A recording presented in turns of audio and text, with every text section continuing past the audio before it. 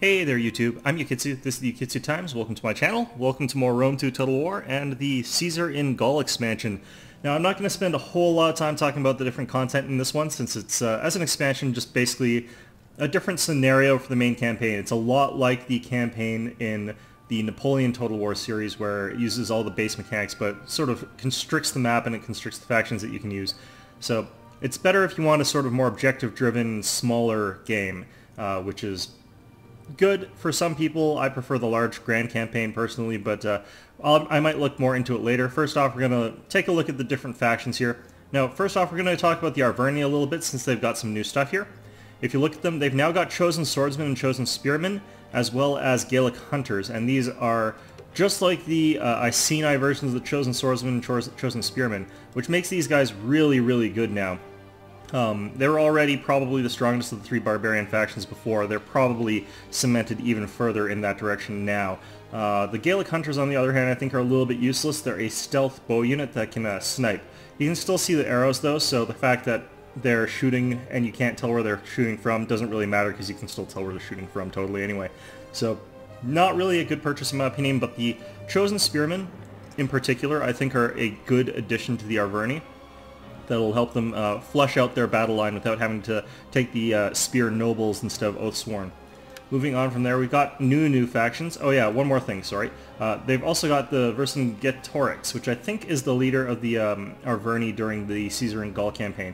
And he's got some new abilities. I haven't really figured out what they do precisely, but all of the faction leader ones are pretty good. Next up, we got the Bowie, and as you can see, these guys are very similar in a lot of ways to the Arverni. They just don't have the spear nobles, and basically that's the sort of the problem I have with this expansion as far as the new factions go. A lot of them are like existing Germanic tribes, and Germanic or Celtic tribes, and they just don't really have anything going for them. They're just weaker versions of the Arverni. Definitely no real reason to play these guys in match-made multiplayer as they currently stand, just because literally you could play the Arverni and have a better chance of winning with like basically the same troops. You're not really getting anything by switching over to one of the newer factions. Moving on, we've got the Galatians. As you can see, they've got Galatian noblemen, which are basically the same as the noble spearmen. In a lot of respects, they've just not got the Oathsworn. They've instead got Galatian legionaries, which not really that special. They're not really great units or anything. They're solid, but I mean, it's not really worth giving them up for Oathsworn. They've also got, of course, naked swords, which, like all those sort of units, ambushy style units, are just not that great. If you notice, the Iceni didn't change at all, so they're currently, I feel, a little bit weaker than the Arverni are, and I think it would be nice if they got a little something out of that patch as well, but not really too big a deal. Go on to the Nervi here. They've got Boduignatus, which is their general. Again, got different abilities there, and they've also got sort of the same units as the Arverni do. It's just they don't have any good spear infantry. They've instead got naked spears, which is a terrible idea. We've got those archer stealth units. So these guys, pretty much the same thing. It's just nothing really that stands out as unique from that for them. That is actually a really good solid choice, or a good solid reason to take these guys instead of taking the Arverni right now in multiplayer. And if you go down to the bottom, Suebi also changed a little bit. They've got the Ariovistus, which is a new leader for them. I believe the stats were a little bit reworked for these sorts of Bloodsworn and so on units, but they've still got the same sort of units all in all. Nothing changed too much for the Suebi, other than, of course, the Ariovistus, which is their famous general for the campaign as well. So let's head in. Oh yeah, I'll show you the Roman one, obviously. Caesar. So Rome also gets one of these, but they don't have any changes to their unit roster. Anyway, let's take a look at the campaign here. Let's go click on Caesar and Gaul. As you can see, you've only got these four factions here, and it's basically just the scenario factions. Rome here doesn't have the different abilities, and as you can see, they're missing the overall abilities, so everyone only has 3 instead of 5. Since this is Caesar's campaign, you have Caesar as your general no matter what. You don't have the different family choices. You've got cultural oppressors at plus 25% public order penalties due to presence of foreign cultures, Romanization plus 2 to cultural conversions, Paragon civilization plus 10% morale during battles in neutral or enemy territory. And you're going to notice that these people all have very similar sort of abilities all in all. Usually it's a public order thing, and then it's whether or not they're good at fighting in their own territory or enemy territory.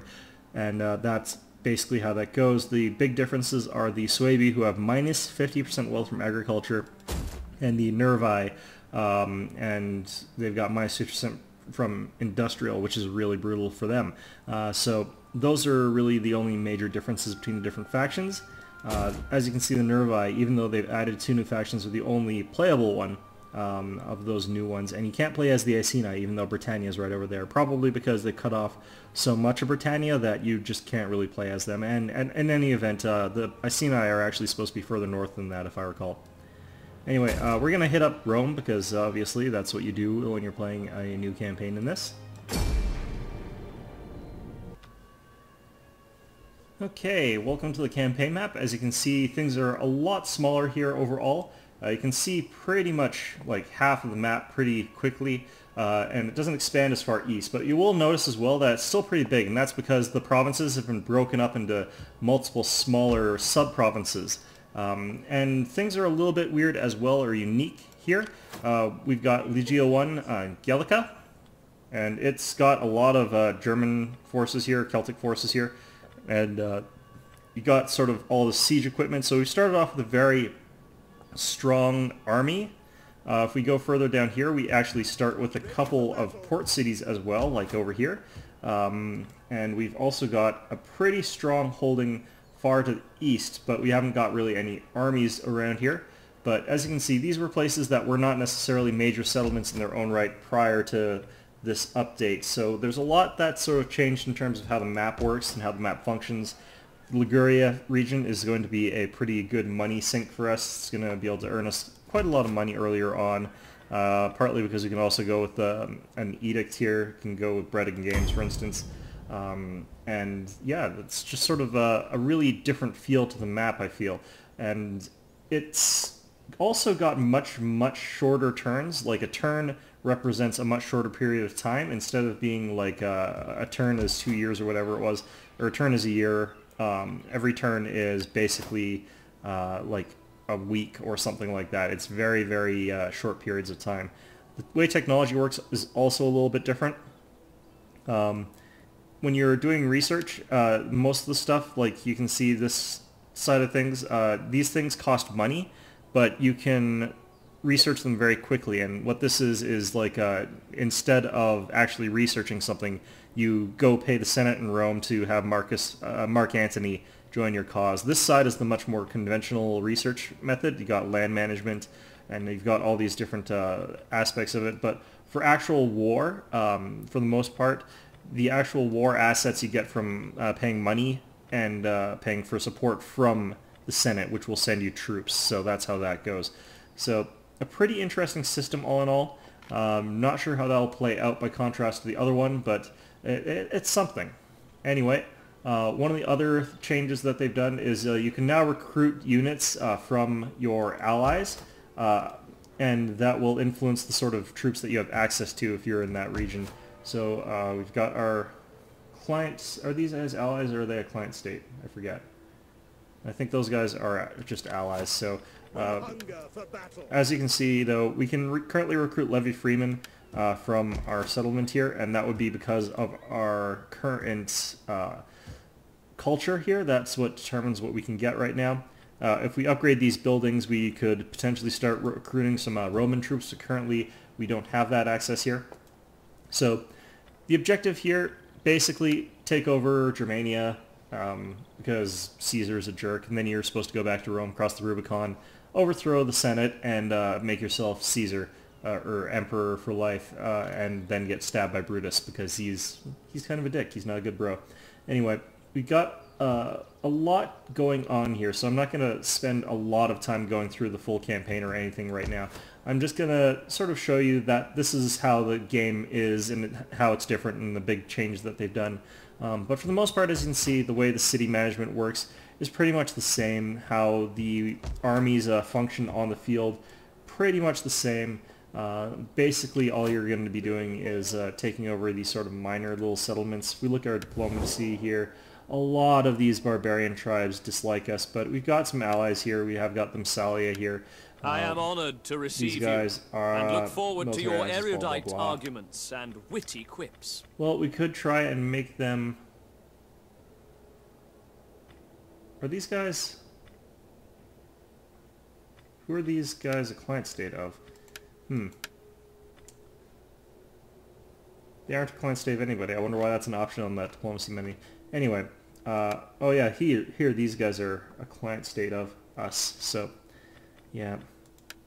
A flapping tongue that speaks without wisdom is not welcome. I do totally not gonna think our people want your trinkets. Anyway. They like honor. At this point in time, a good idea would potentially be wiping out the Arverni, just because they're a stronger faction. But yeah, there's a lot of different little shit factions basically that you can deal with here in this game. And I don't think that there's any real right or wrong way to play this at this point in time. It's just give it a try it out, and maybe try and follow history. That would be a good way to do things. And see how you do compared to Julius Caesar himself. Anyway, not going to play a campaign match with these guys because it is just too similar to the Arverni and to each other. So I hope you found this informative, and as always, I hope to see you all next time.